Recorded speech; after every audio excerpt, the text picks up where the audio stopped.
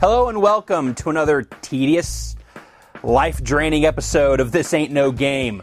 This week I once again find my senses pummeled by the sinister bane of my existence, Uwe Boll, with BloodRayne 2 Deliverance.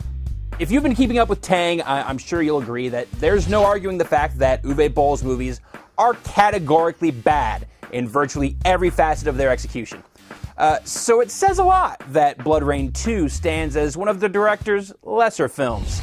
It's got many of Boll's trademarks of shame, from its cut-rate production design to its schizophrenic tone, performances that alternate between bored stiff and drunkenly over the top. Paradise be not the sweet nectar found in the bottom of a bottle. And a simplistic, drag-ass plot that takes its sweet effing time, accomplishing anything as it crudely pantomimes the rough size and shape of what some scientists might refer to as a movie. It's a bad idea. What it's missing, though, are the intense and intensely misguided stylistic flares that have been poorly cribbed from other, better movies. Basically, the ones that have made some of Boll's other movies occasionally, unintentionally, and fleetingly bearable.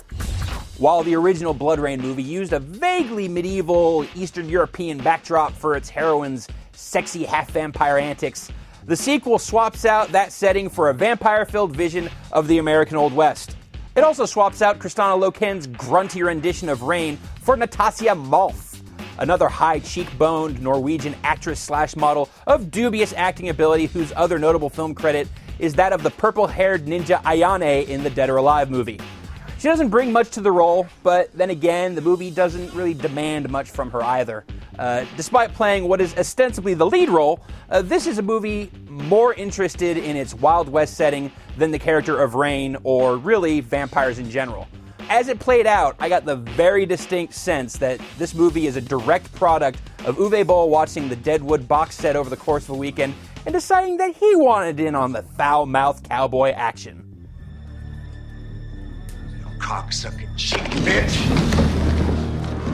The rest of the cast is filled with the Uwe Boll repertory troupe playing half-dimensional caricatures of dirty Wild West archetypes. Highlights include Chris Coppola as the enthusiastically naive city slicker newsman in search of some Wild West adventure. Those men are out there, they're putting their lives on the line for you people, for you and your children, and all you can do is just stand here? And Michael Eklund as a wildly gesticulating and morally compromised preacher. But the closest that BloodRayne 2 comes to flirting with the sublime territory of so bad it's goodness is with Zach Ward's performance as Billy the Kid, cast here as a villainous vampire looking to enslave the frontier town of Deliverance. While he's got a small army of vampire cowboys to do his bidding, Mr. the Kid is the only one who really comes across as at all vampire-y. Though this is unfortunately accomplished with the embarrassing shorthand of ruffled shirts, a floppy wig, colored contact lenses, and a genuinely awful accent that makes him sound like he's fresh off the boat from Vampirevania. No gods. I want to feel skin. I don't think Zach Ward is an inherently terrible actor, but this is clearly outside of his wheelhouse. If there's a single talent that I will give Uwe Boll credit for, aside from a knack for securing the rights to video games and then sadistically twisting them into some of the worst movies the world has ever bore witness to, it's his capacity to turn the slightest wisp of a screenplay into a full 90-minute movie. When it comes down to it, there are basically four things that happen in BloodRayne 2. Billy the Kid comes to Deliverance and steals all the kids. No! No! Rain comes to Deliverance and almost gets hung by Billy's vampire cowpokes. Who's ready for another hang-on? Rain recruits a ragtag posse of begrudging do-gooders. Rain kills Billy the Kid. And that's pretty much it. That's BloodRayne 2. But to make its 90-minute runtime, BloodRayne 2 requires a pretty phenomenal amount of filler.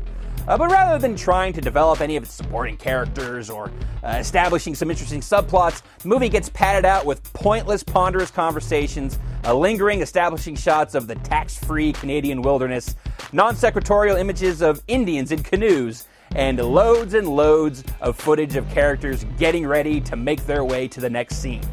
It's as though Uwe Boll doesn't trust that the audience will understand how a character could be in one place one scene and another next, without specifically showing them packing up and going there. If Steven Spielberg's visual trademark is shots of people looking at stuff, Uwe Boll's visual trademark is shots of people preparing to do stuff. He's like the J.R.R. Tolkien of being totally shitty.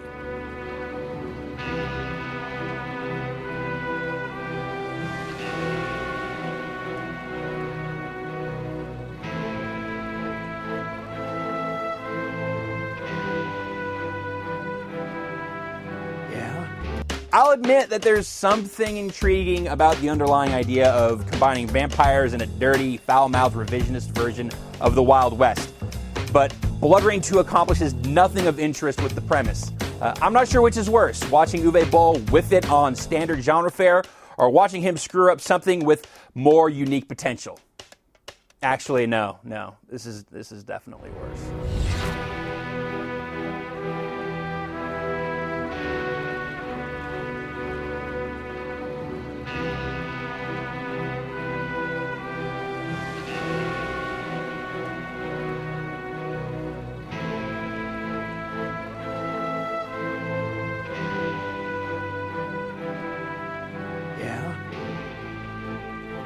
Jesus, titty fuck Christ. Yeah. And that's going to do it for this week's edition of This Ain't No Game. I'm Ryan Davis, reminding you that the last line in your movie probably shouldn't be something that you read on the wall of a bar bathroom. Newton, life is like a penis. When it's hard, you get screwed. When it's soft, you can't beat it. Oh, I gotta write that down.